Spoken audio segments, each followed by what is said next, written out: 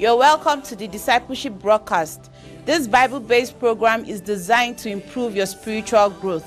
As you know, Christianity is about the believer becoming more and more like our Lord Jesus Christ. We aim at realizing this goal in your life by teaching from a well-structured and tested curriculum, which is already helping thousands of people. Seize this opportunity and listen to the voice of the Holy Spirit as the teaching follows now. Your life can experience a positive impact. Be blessed as you listen in Jesus' name. Amen.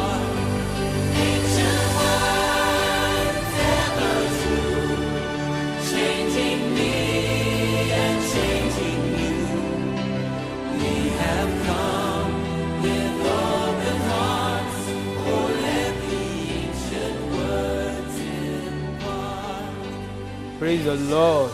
What a blessing for us to meet, to learn at the feet of the Lord. Again, this day. This is Believer Spiritual Growth Program of the Apostolic Discipleship Movement. And I'm Adebayo, okay? Last week, we considered lessons from some trees.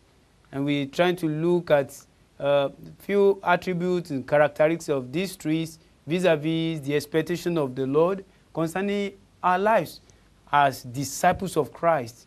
The desire of God that we should be rooted, people who are established, people who are fruitful in the faith. We looked at cedar, we looked at olives, we looked at palm trees as we try to understand how the Lord wished that as disciples we need to be grounded and rooted.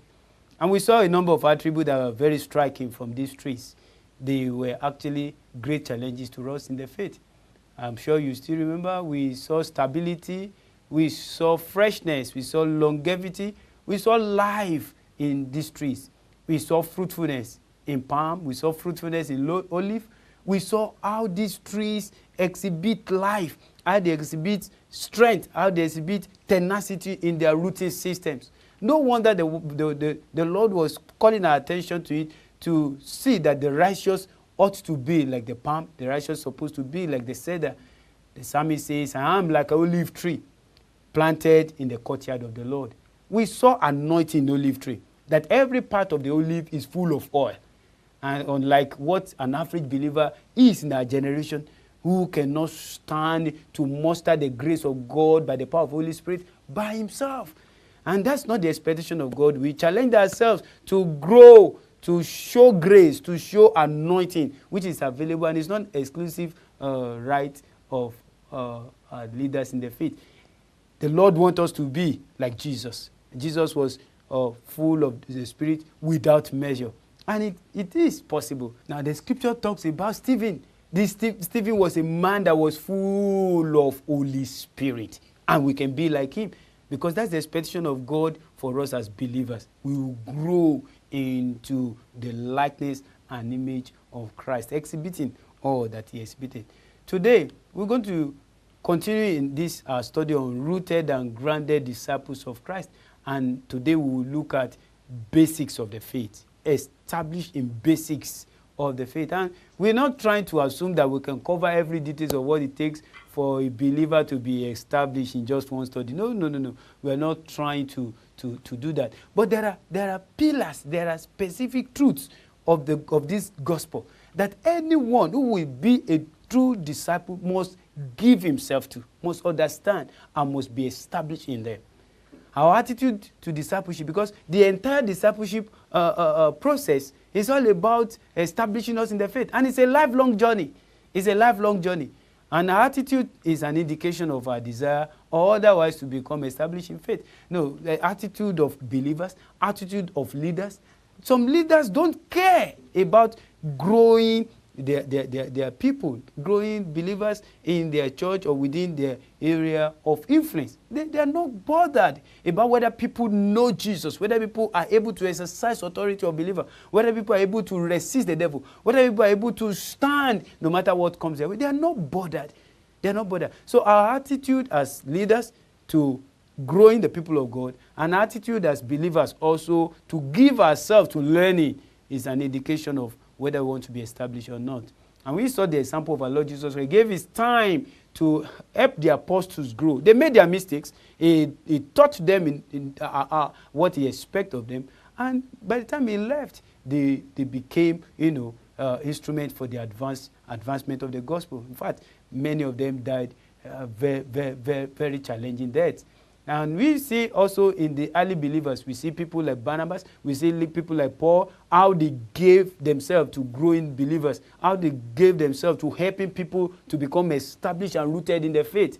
And also even in Nigeria history, in recent past, we know the commitment of leaders. Unlike what we have today, where we don't care whether the people are growing, whether the people are changing, whether people are being transformed or not.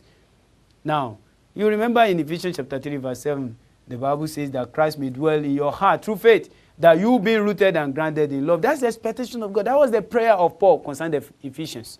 In Colossians chapter 1 verse 23 also, if indeed you continue in the faith, grounded and steadfast, and are not moved away from the hope of the gospel, which you heard, which was preached to every creature under heaven, of which I, Paul, became a minister. So this is the expectation of God, that there are bases of the faith, there are pillars, there are truths of the word of God, that everyone who claims to be a child of God, who claims to be a believer, who claims to be a disciple, must give himself to thoroughly and totally. So today we will attempt to remind ourselves of basics of the faith. Some of these basics are major pillars on which lifelong growth in grace are founded. They are pillars too strategic to be ignored. They are pillars too strategic to be ignored. Shall we pray? Father, we thank you once again as you have brought us onto your feet this day. We ask, O God, that you will open our eyes and cause us to have understanding. Let this word be a blessing to us, O Lord our God. Grant us strength, O God, to adjust our hearts, to adjust our life, to accept all that you will speak to us, so that our lives may bring glory to you and indeed a blessing to our generation. Thank you, blessed Father. In Jesus' name we pray. Amen.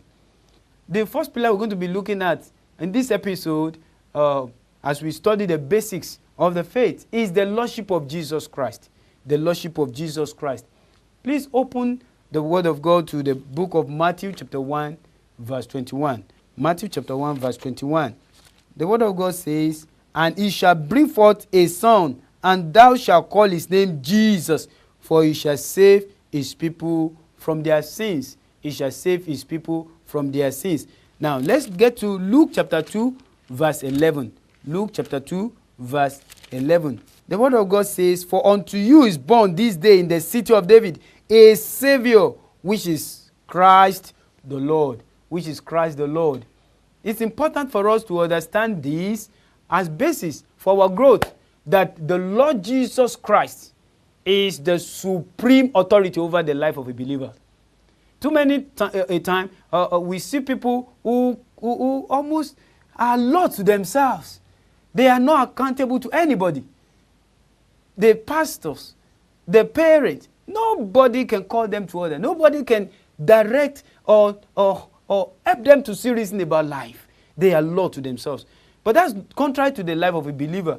A believer gives his life to the Lordship and submits himself to the Lordship of Jesus Christ. To be the Lord is to be the supreme being, to have the supremacy, to control. By implication, it means to be the master, over the life of a person.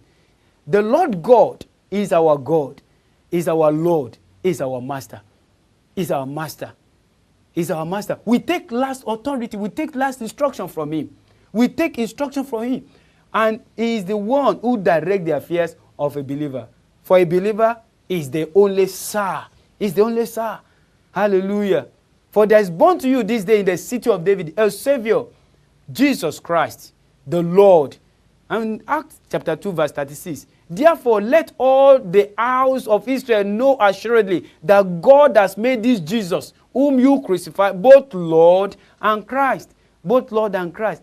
It is very crucial that Christ is the Lord over the life of a believer. He takes authority over us. He gives us instruction, and we must obey him. That's why the Lord Jesus said in that Luke chapter 6, where we considered in the last episode, and the Lord said, "How can you say I am the Lord over your life when you don't obey what I say? You are like a person building on ordinary sand." So when challenges of life come, such people cannot stand. So we have the challenge today that with our mouth we sing, He is Lord. He is Lord. He has risen from the dead. He is Lord. He is Lord. But is He the Lord over your life? Is His instruction your law? Is the direction that He gives your delights? These are the challenge over time. Matthew chapter 15 verse 8 talks about the people of Israel who only echo and honor the Lord with their mouth, but the Bible says their hearts are far from Him. And I think that same depict or describe our situation today. When you look at our young people, when you look at elderly people, even people that are title holders at work, in the church, so many people only profess and claim the Lordship of Jesus Christ with their mouth alone. Their heart is far. They do not accept Him as Lord, as the one who has the final authority over their lives. His word that He gives to us in the Word of God is debatable as far as many are concerned. The word of the Lord for many lives is debatable. And that's not supposed to be. He is the Sir. He is the Master. He is the supreme authority over our lives. And my prayer is that if you are consider the word of the Lord as nothing before, and from today you will begin to take it serious. Otherwise, you cannot claim to be His disciple. You cannot claim to be His disciple. You cannot be in disobedience. The word of the Lord is not pleasing to you. You do not give attention. You do not echo it to your children. You do not echo it to your family. You do not insist on it for your children. You yourself don't give yourself to it or encourage others to follow as such. How can you then claim that the Lord is indeed Lord over your life? What about worshiping Him? We sing wonderful songs today. But the real act of worship is our life. It's as we submit our lives to His honor. It's as we live our life to please Him. That is the true act of worship. Otherwise, we will be like the people of old who will bring lame animals, bring all manner of things. And the Lord sent His prophet to them. Malachi told them, said, take this thing and give it to your governor, whether he will accept it from you. So the true act of worship is our lives in obedience, our lives honoring Him, our lives pleasing to Him. That's the true act of worship. But today we sing melodious songs. But indeed, we move away from that song. We leave the assembly of the saints and do exact opposite of what God expects of us. That is not the characters of the true disciples. Serving Him. Service. Service is another challenge today. Even though we claim He is the Lord, but are we serving Him? Are we concerned about things of the kingdom? Are we concerned about winning souls? About bringing other people to the faith? That is the characters of the people who are grounded in the faith. The Lord is their Lord. Whatever instruction He gives them, they do.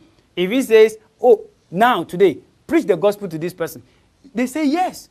If He says, give this out in honor of my name to this person who is in need, they say yes. They are not greedy. They are not holding onto whatever the Lord has given to them. Both their lives and their trials are at the Lord's disposal for His glory. And I pray that will be your thinking, your desire, your aspiration from now in the name of Jesus Christ. Believers are disciples, and disciples are His servants. Yes, we are sons, and I know we know so well about being the sons of God and all the benefit that goes with it. But that's not the end of the story. The other part of the coin is that we are His stewards. We are His servants. We are His servants. He is our master. He is our father, and we are sons.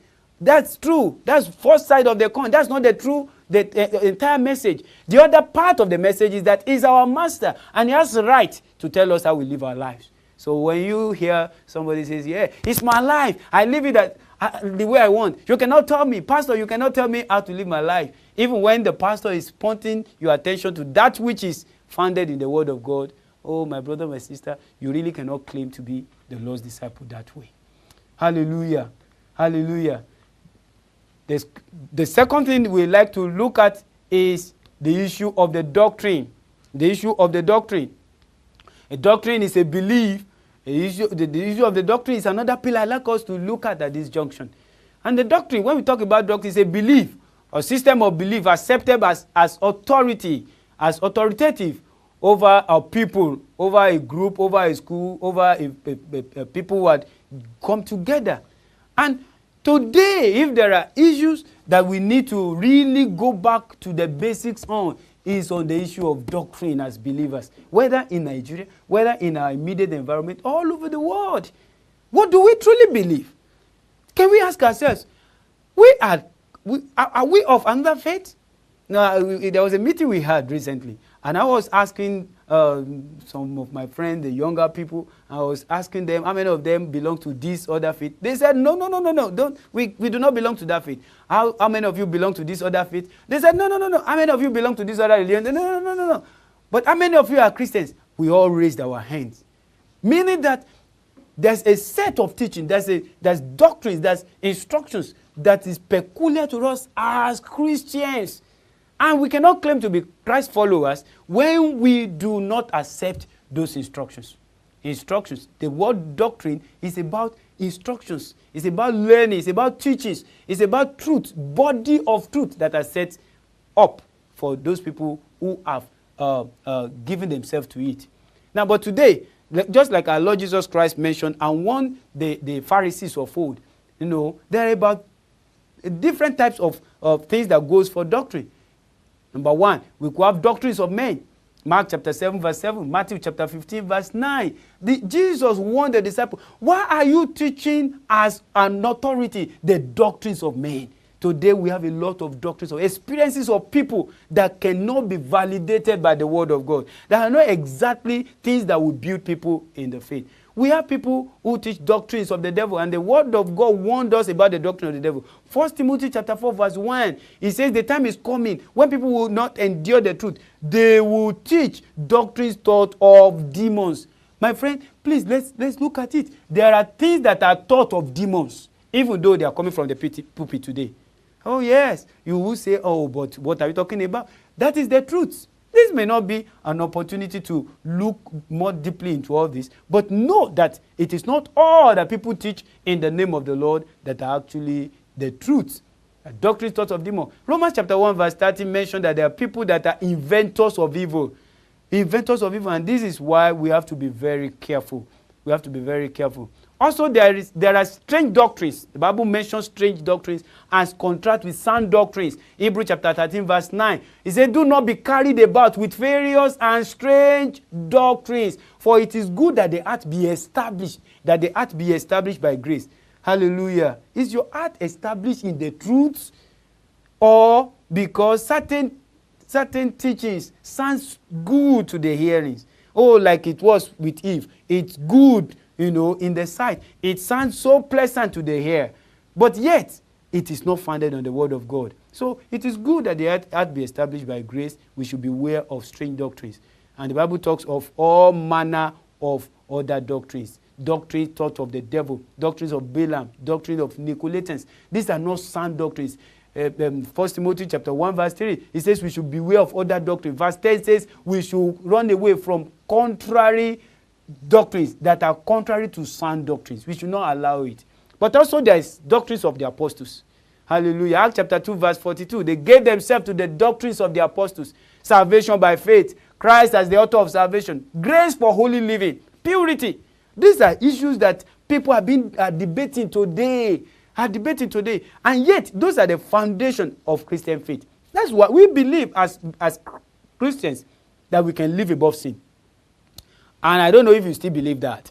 We can live above sin because that's the power, that's the reason why the power of the Holy Spirit is made available to us. We can live a life of love. We can live a life of forgiveness. We can live to please the Lord. We can be a blessing to our generation. We can live sacrificial life. These are the doctrines of the apostles. They had everything in common. They shared with love. They forgive one another.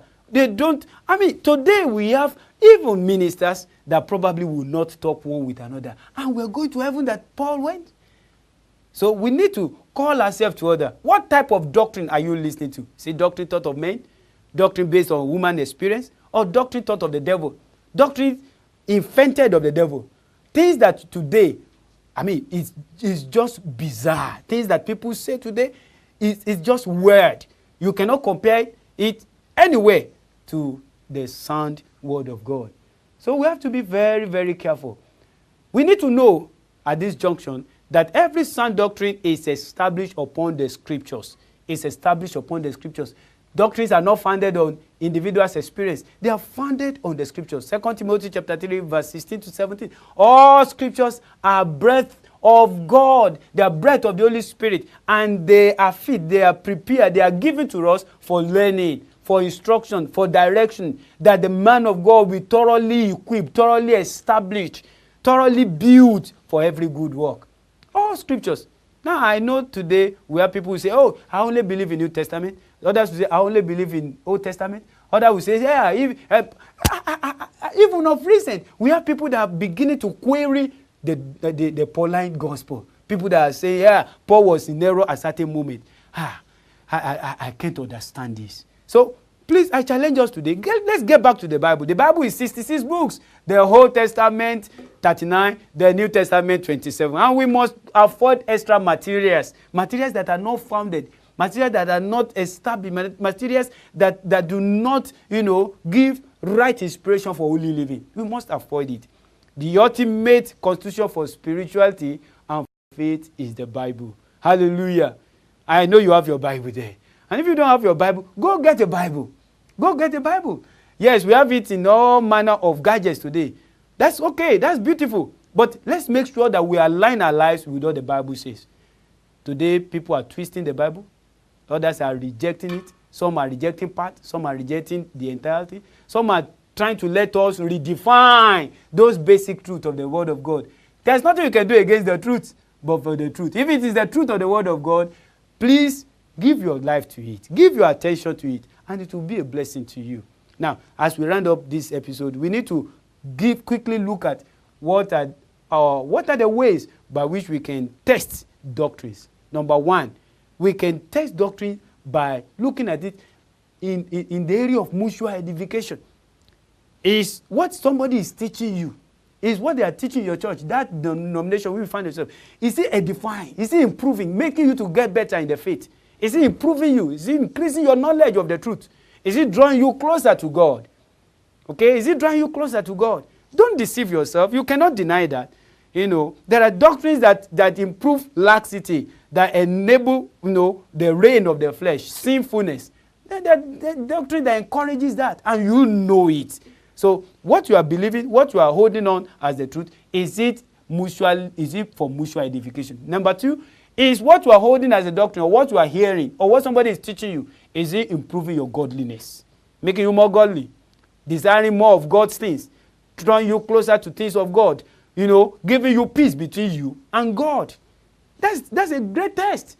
Because you know that you hear something, you practice some things, you get back, there's a gift in your heart. And if there's a gift in your heart, then look at what you are hearing and look at what you are practicing. Hallelujah. Is it promoting righteousness? Purity of heart. Oh yes, we may hypocritically present ourselves as though everything is perfect about our lives. About the church we go, about the people that we teach and the people that we nurture. But is it improving their heart? Is it making their heart to be cleaner, as it were?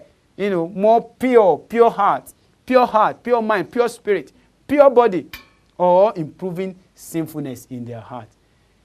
The question is, what you are hearing as sound doctrine, or what somebody is teaching you, or what you are teaching others, is it enhancing decency or another? Some of what we have, all kind of lewdness that we have in the church today in the name of dressing, is it enhancing decency? What we are exposing young people to, is it enhancing decency or another? Is it deepening their faith, or making them to attach to you? Is it increasing their faith, that they are able now to stand by themselves, that they are growing, that they are growing in prayer, they are growing in knowledge of God, they are growing well? Is what you are teaching, or what you as a person is imbibing, what you are accepting into your heart, is it improving your faith, your confidence, and your commitment to Christ? If these things are not so, we need to look at it again. Now, do you wonder why you are up and down? Up today, you are down tomorrow. You are the mercies of demons. You are the mercies of the powers of the enemy. You run here and there. Are you sure you are given to sound doctrine? And that is still happening to you. Are you actually pursuing the truth? Are you growing the way the Lord expects you to grow? You remember, no baby grows strong and is given to eating junk food. And there's no believer that will grow to become established in faith while eating lies and unbalanced teachings. What are you being fed with in your church? What are you given to as a person too? Because there are people who have found themselves in beautiful churches, but they live contrary to what they are taught. Thank you for your time again today. We trust God that we'll continue from this place next time by the grace of God. And my prayer is that the Lord God will strengthen you to make necessary adjustment, necessary repentance, and to come out of errors, to accept Jesus Christ as your Lord and live by his principles. Thank you, blessed Father. In Jesus' mighty name we pray. Remain blessed. Thank you for watching the discipleship broadcast today. I believe the Holy Spirit touched your heart. If so, call any of the numbers on the screen to share your experience or to seek for counseling or request for prayers. You can even ask a question if you have any. For continuity of this knowledge, we urge you to watch the discipleship broadcast on this channel this time next week. Till then, remain very blessed. I want to be the brightness of his glory. I want to be the express image of him. One day to be transformed into his likeness, transformed into the measure of the stature of the fullness of Christ. I want to be the brightness of his glory. I want to be the express image of him. One day to be transformed into his likeness, transformed into the measure of the stature of the fullness of Christ. I want to be the brightness of his glory. I want to be the express image of him. One day to be transformed into his likeness, transformed into the measure of the stature